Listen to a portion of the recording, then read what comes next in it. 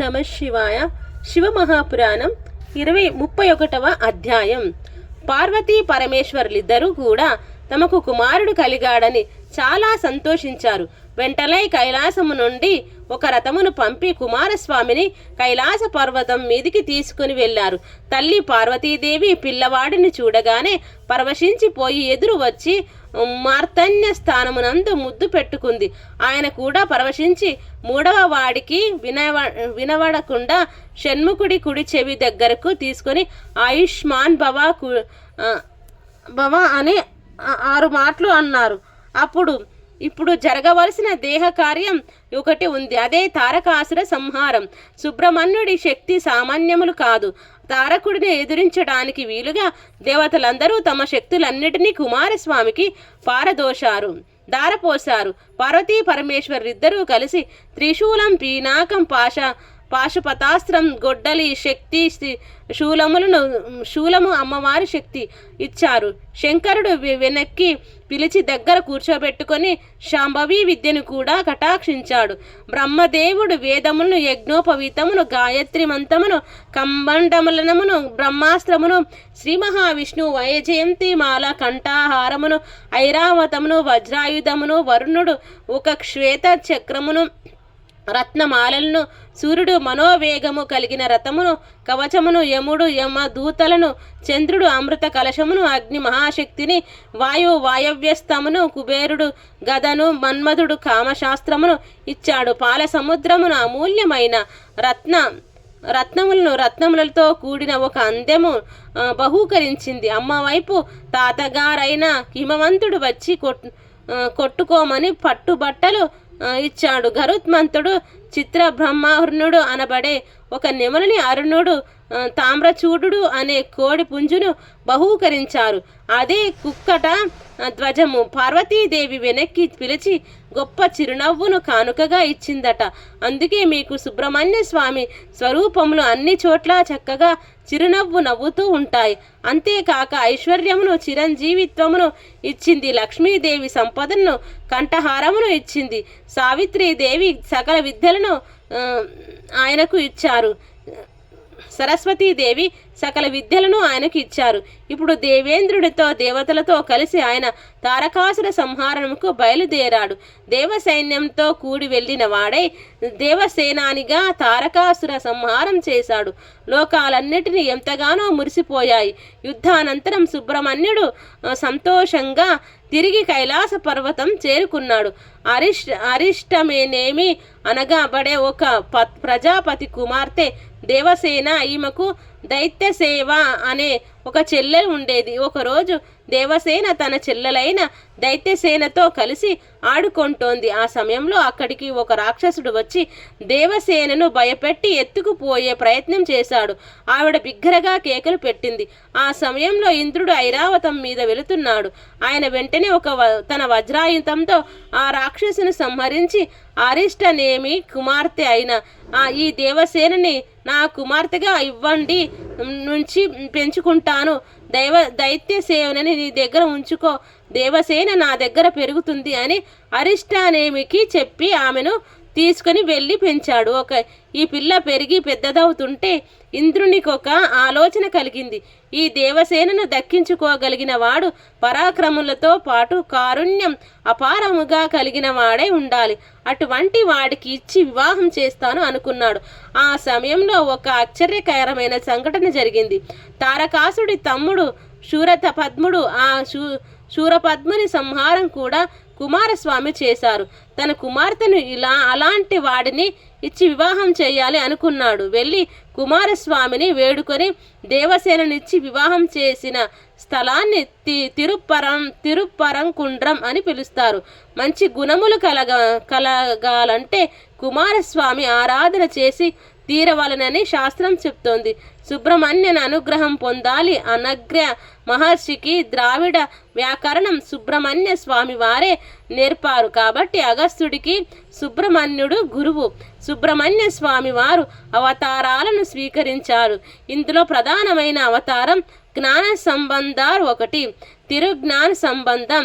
జ్ఞాన సంబంధార్ గురించి వినినంత మాత్రం చేత పాపరాశి దగ్ధమవుతుంది. ద్రవిడ దేశంలో షిర్గలి అనే ఊరు పరమ పావనమైన క్షేత్రం. అక్కడ తోనిపురీశ్వర దేవాలయం ఉంది. ఆ ఊరిలో శివ పాద బ్రాహ్మణుడు హృదయుడు అనే ఒక మహానుభావుడు ఉండేవాడు. ఆయన భార్య పేరు భగవతి. వారికి పరమాత్మ అనుగ్రహం చేత ఒక పిల్లవాడు పుట్టాడు. ఆయన 3 సంవత్సరాల వయసు బాలుడయ్యాడు. ఒకనాడు షిర్గలిలో తండ్రి ఆయన శివపాద హృదయ దేవాలయంలో స్నానం చేసి సంధ్యావందనం చేసుకుని వస్తానని చెప్పి బయలుదేరుతున్నాడు. నేను వస్తాను అని ఏడుపు మొదలు పెట్టాడు పిల్లవాడు. నాయన, నాతో నీవెందుకు వద్దు అన్నాడు తండ్రి. పిల్లవాడు వినలేదు. అప్పుడు పిల్లవాడిని ఎత్తుకుని ఆయన దేవాలయంకు వెళ్ళాడు. ఆ ఆలయంలో పిల్లవాడిని కూర్చోబెట్టి తటాకంలో స్నానం చేయడానికి వెళ్తూ మండపంలో కూర్చోబెట్టి వెళ్ళాడు. పిల్లవానికి తండ్రి కనపడలేదు. భయం వేసింది. అప్పుడు వాడు శిఖరం వంక తిరిగి పార్వతీ పరమేశ్వరులను చూసి అమ్మా నాన్న అని ఏడుస్తున్నాడు. వెంటనే శంకరుడు కదిలిపోయాడు. పార్వతి వైపు చూసి పిల్లవాడు ఏడుస్తున్నాడు పద అన్నాడు. అప్పుడు ఇద్దరూ కలిసి గబగబా పిల్లవాడి దగ్గరకు వచ్చారు. పిల్లవాడిని ఎత్తుకొని లాలించిన ఏడుపు ఆపలేదు. ఒక బంగారు పాత్రను తీసుకొని నీ స్తన్యములను ఆ పాత్రలోకి పెట్టి పిల్లవాడికి త్రాగించు, వాడు ఏడుపు ఆపుతాడు అన్నాడు. పరమశివుడు అప్పుడు పార్వతీదేవి, నా పాలు తాగితే మీ జ్ఞానం వచ్చేస్తుంది, మహాజ్ఞాని అయిపోతాడు, పట్టమంటారా అని అడిగింది. పిల్లవాడు మనల్ని నమ్మి అమ్మా నాన్న అని ఏడ్చాడు. పాలు త్రాగించు అన్నాడు. అందుకే జ్ఞాన సంబంధర్ అక్కడికి వెళ్ళిన ఆయనను నమ్మి ఏడ్చిన వాడు అని పిలిచేవారు. మనము ఏడుస్తాం కానీ ఆ ఏడుపులో భగవంతుడు ఉన్నాడని నమ్మకం ఉండదు. శంకరుడు అలా చెప్పిన పిదప పాలు పట్టి పిల్లవాడి చేత త్రాగించింది. పార్వతీదేవి పాలను త్రాగేసి మూతి తుడుచుకుంటున్నాడు. తండ్రి సరోవరంలోంచి మెట్లు ఎక్కుతున్నాడు. పార్వతీ పరమేశ్వరులిద్దరూ అంతర్ధానం అయిపోయారు. ఆయన పిల్లవాని దగ్గరకు వచ్చి, నాయన ఎంత పని చేశావురా, ఎవరో ఇచ్చిన పాలు తాగేశావా అన్నాడు. అప్పుడు పిల్లవాడు పత్తికం మొదలు పెట్టాడు. పత్తికం అంటే దండకం లాంటిది. 3 ఏళ్ల పిల్లవాడు. భక్తులందరూ గుమిగూడి పత్తికం విని ఆశ్చర్యపోయారు. తండ్రి పరవశించిపోయి భగవత్ దర్శనం చేసుకొని ఆ పిల్లవాడిని ఎత్తుకొని ఇంటికి తిరిగి వచ్చేస్తున్నాడు. అసలు ఇందులో ఉన్న చమత్కారం రహస్యం ఏమిటంటే, అంశంతో పుట్టినటువంటి పిల్లవాడు లోకంలో శివభక్తిని ప్రచారం చేయడానికి వైదికమైన మార్గాలను ఆ రోజుల్లో వేస్తున్న వాళ్ళు దురాచారాలను ఖండించడానికి పుట్టిన సుబ్రహ్మణ్యుడు ఆనాడు పార్వతీదేవి స్తన్యం ఇచ్చే అదృష్టం తిన్నగా కలగలేదు. కృత్తికల ద్వారా ఇవ్వవలసి వచ్చిందే అని అమ్మవారికి చిన్న బాధ ఉండిపోయింది. శంకరుడు గుర్తు పెట్టుకొని ఆ కోరిక ఇప్పుడు తీర్చాడు. అమ్మవారి పాలు జ్ఞాన సంబంధర్ పిల్లవాడుగా త్రాగేశాడు. అందుకని ఆయనను తిరుజ్ఞాన సంబంధార్ అన్నారు. శివునకు మారు పేరే జ్ఞానము. అమ్మవారి క్షీరమును గ్రోలి అపారమైన జ్ఞానమును పొందినవాడు కనుక ఆయనకు తిరుజ్ఞాన సంబంధార్ పేరు. వల్లీ కళ్యాణం. ఒకానొక సమయంలో నారద మహర్షి కైలాస పర్వతం మీద స్నేహితులతో కలిసి ముచ్చటించుచున్నటువంటి సుబ్రహ్మణ్యుని సన్నిధానముకు వెళ్ళాడు. లోకములలో తాను చూసిన విశేషములను చెప్పడం మొదలుపెట్టాడు.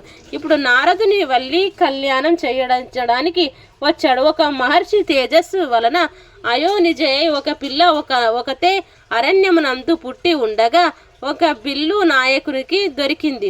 ఆ పిల్లని తీసుకువచ్చి ఆయన పెంచుకుంటున్నాడు. ఆ పిల్ల పేరు వల్లి. ఆమె రాశీభూతమైన సౌందర్యం. అటువంటి వల్లిని భార్య కావాలి, అది నా కోరిక. ఈ పిల్ల చుట్టూ పాములు ఉంటాయి, ఎప్పుడూ నువ్వు చూసి భయపడకూడదు సుమా. ఎవ్వరు ఆ పిల్ల ఒంటిని పట్టినా పాములను చూస్తారో వాళ్ళు ఆ పిల్ల సౌందర్యం చూసి ఉండలేక పొంగిపోతారు అందరూ అన్నాడు నారదుడు. ఆ మాటలను విని సుబ్రహ్మణ్యుడు బిల్లాపురానికి వెళ్ళాడు. ఆయన వెళ్ళటానికి ముందే నారదుడు ఆ ప్రాంతానికి వెళ్ళాడు. నారదుడికి బిల్లారాజు ఎదురు వచ్చాడు. మంచి మంచి పువ్వులు, తేనె, పళ్ళు తీసుకువచ్చి నారదునికి పెట్టాడు. నారదుడు బిల్లరాజుతో, నీకొక శుభవార్త చెప్తాను. మిమ్మల్ని ఉద్ధరించడానికి పరమేశ్వరుడు ఈ పిల్లను మీకు కూతురుగా పంపాడు. ఈ ఈ వల్లీదేవిని పెళ్లి చేసుకోబోయేవాడు లోకంలో యవ్వనంలో ఉన్న ప్రతి స్త్రీ ఎవరిని భర్తగా పొందాలని అనుకుంటుందో, ఎవరు జగదంబ అందాలు పోసుకున్నవాడో, ఎవరు పరమ సౌందర్య రాశి అయిన శంకరుని తేజస్సును పొందినవాడో, ఎవడు గొప్ప వీరుడో, ఎవడు మహాజ్ఞానియో, ఎవడు దేవసేనాధిపతియో అటువంటి వాడు నీకు అల్లుడు కాబోతున్నాడు. నీ అదృష్టం అదృష్టం అన్నాడు. బిల్లురాజు నారదుని మాటలు విని చాలా పొంగిపోయాడు. కుమారస్వామి వనంలోకి ప్రవేశించి వల్లి దేవి వంక చూసి, బహుశః బ్రహ్మ తన సృష్టి శక్తిలోని సౌందర్యమునంతటినీ ఒకచోట రాశీభూతం చేసి ప్రాణప్రతిష్ఠ చేస్తే ఆమె ఈ వల్లి అయి ఉంటుంది. ఈ పిల్లతో ఒకసారి మాట్లాడాలి అని అనుకున్నాడు. లతాంగి నన్ను చేపట్టవా అని అడిగాడు. ఆవిడ ఆయన వంక చూసి, అబ్బో ఇతడు ఎంత అందగాడో అనుకుని, నారదుడు మా ఇంటికి వచ్చినప్పుడు నాకు సుబ్రహ్మణ్యుడితో వివాహం అవుతుందని చెప్పాడు. ఈ పిల్లవాడు అందగాడు కావచ్చు, కానీ నా మనస్సు నందు పాప పంకినమైన భావం కలగరాదు. నేను సుబ్రహ్మణ్యుడికి చెందిన దానను. పార్వతీ పరమేశ్వర కుమారుడు అయి ఉంటే నా రొట్టె విరిగి నేతిలో పడినట్టే కదా అనుకుని, ఇంట్లో పెద్దవాళ్ళు ఉన్నారు, ఏదైనా అడగవలసి వస్తే మా తల్లిదండ్రులను అడగాలి. ఆయన కుమారస్వామి నాకు భర్త అవుతాడని నారదుడు చెప్పాడు. అందువల్ల నా మనస్సు ఆయనకు అర్పించబడింది అని చెప్పింది. ఆమె అలా చెప్పగానే మహానుభావుడు సుబ్రహ్మణ్యుడు ఒక్కసారి తన నిజ రూపమును చూపించాడు. ఆ తల్లి పొంగిపోయింది. ఇంతలో తండ్రి వచ్చి ఇంటికి తీసుకువెళ్ళిపోయాడు. ఇంటికి వెళ్ళిన తర్వాత ఆ పిల్ల మనస్సులో కుంది ఏర్పడుతుంది, ఏడుస్తుంది. అయ్యో ఎంతటి మహానుభావుడు, నేను ఒక్క మాట నోరు తెరిచి చెప్పలేదు అని. చెలికత్తె ఎందుకమ్మా బెంగ పెట్టుకున్నావు? ఒక ఆకు మీద ఉత్తరం రాసి ఇవ్వు, నేను పట్టుకుని వెళ్ళి ఆయనకు ఇస్తాను అంది. అక్కడ సుబ్రహ్మణ్యుడు పుష్పవాటిక యందు ఒక సరోవరం ఒడ్డున కూర్చుని ఉన్నాడు. చెలికత్తె వెళ్ళి పత్రం చూపించింది. ఆయన చదివి వల్లీదేవి దగ్గరకు వెళ్ళదా అన్నాడు. అప్పుడు చెలికత్తె అలా వద్దు, నేను పిల్లను తీసుకువస్తాను అని చెప్పి వెళ్ళి వల్లీదేవిని తీసుకువచ్చింది. వారిద్దరూ మాట్లాడుకుంటూ కూర్చున్నారు. ఈలోగా తెల్లవారిపోయింది. పిల్ల కనపడలేదని అందరూ వెతుకుతూ సరోవరం వడ్డు దగ్గరకు రాగా ఇద్దరూ కనపడ్డారు.